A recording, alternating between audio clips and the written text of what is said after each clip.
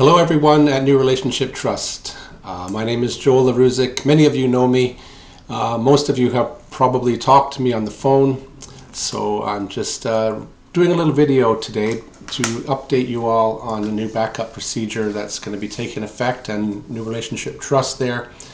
And also talk about cloud storage, OneDrive, SharePoint.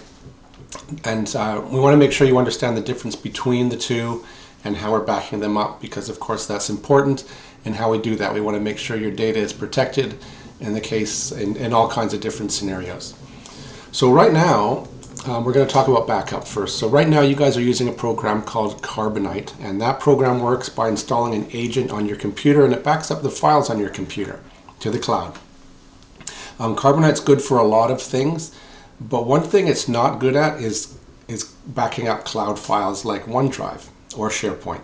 So Carbonite is no longer a suitable backup strategy for your organization. So what we're moving to is Microsoft 365 cloud to cloud backup.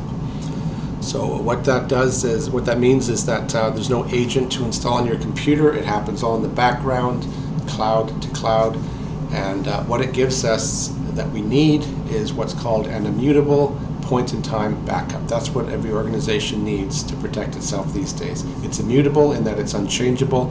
It's like a snapshot of your files on this day, and it doesn't change. And point-in-time, it means it saves those snapshots, so you can say, I want to go back to the files like they were on Friday before we had an event over the weekend that corrupted some files. Or I want to go back to 2 months ago when that's the last time I saw this file that I was sure was in this folder, and now it's gone. So things like that. So immutable point-in-time backup is what we're getting with our new Microsoft 365 cloud-to-cloud backup strategy. Now you may ask, why do we even need to back up files that are in the cloud? Because aren't they already backed up? Well, the short of it is this: even though they are in the cloud and it is a second copy, there are many risks that you're still vulnerable to, such as deletions, like accidental deletions, or the big one is ransomware. Ransomware hits organizations and it does affect cloud storage, and all your data is encrypted, and you certainly don't want to be one of the many companies who have found out the hard way that Microsoft, or Google for that matter, is not backing up your data. So you can't phone Microsoft and say, you know, we want to have our data like it was on Friday. So we do need this secondary backup to cover these kind of scenarios to keep your organization safe. Okay, so let's talk about the differences between OneDrive and SharePoint and talk about how we're going to be backing them up. I'll just share my screen and review that with you now. Okay, let's talk about the differences between OneDrive and SharePoint.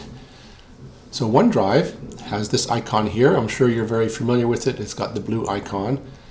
And OneDrive is your own space. So anything you put in OneDrive is only accessible by you. It's private to you.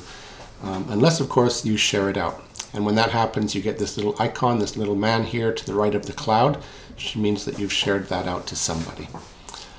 Okay, just to quickly go over the other icons here, the cloud icon means the data is in the cloud and not on your computer, but of course you can open a file and it will then download and be on your computer from that point on.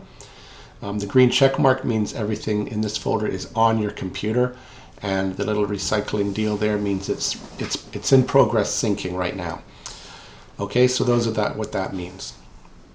Now I can't show you, but because I'm not on my primary screen, but if you look down by the time in the lower right corner of your computer screen, you will see a similar blue icon to this one here, and that's your syncing engine, and it controls both OneDrive and SharePoint together. Some people get confused with that. So they're different in a way, but it's all managed under that one blue cloud in your task tray, and it manages the syncing of the files from the cloud down to your computer. Okay, one thing before I move on from this is that one option you have, if you right click on any folder, you have these two options here: either always keep on your device or free up space. Now you can see I've selected always keep on your device, which is why I have a green check mark there, is because all of these files are on my computer. Maybe you want them there because they're available offline, whatever. You can access them quickly without having to download. Okay, so if you've got the space and you want to do that, you can do that. On the other hand, if maybe you're shy on space You can also go the other way, which is to click free up space, and what it will do is remove copies of the file from your computer. Of course, they're still up in the cloud and you'll be able to access them anytime you're connected to the internet, but it would free up space on your computer. Okay, so those are what those icons mean. You will note that both the desktop and the documents are part of OneDrive, and they will be in your case as well. Okay, so anything you put on your desktop or anything you put in your documents folder is already automatically backed up in OneDrive, because those two folders are inside your OneDrive folder. Now, down below here is your SharePoint.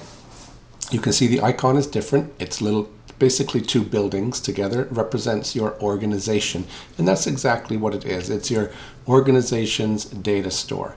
You have one or more libraries in your SharePoint. In my case, I've just got the one, and when I open it up, I can go in there into my files. Okay, so that one there is kind of the opposite of OneDrive, because any new library that you create in SharePoint is by default available to the entire organization. Okay, so it's where you want to go if you want to share files amongst multiple people, as generally you do in an organization. Now, of course, we can and we will, I expect, create groups and permissions. So maybe this folder is available to this group of people and this folder is available to this group. We can do all that, of course, but by default, it's available to everyone, and it's the place where you go to share files with multiple people. Can we use OneDrive to share files with multiple people? Well, yes, we can, but you know what? It gets really confusing. You know, in an organization of 10, 15, 20 people, and you've got OneDrive files shared to this guy and the other guy, and it's hard to manage altogether. So it's not a best practice. So as we move forward, if you are sharing out OneDrive folders, it's fine. But maybe as we move forward, we can look to increase the efficiency of that and move over to SharePoint.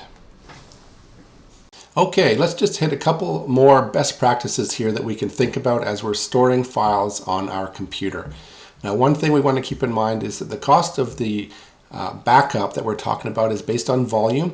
So we don't want to be storing files unnecessarily. And the other thing we want to keep in mind is that both our desktop and our documents folder are part of OneDrive, okay?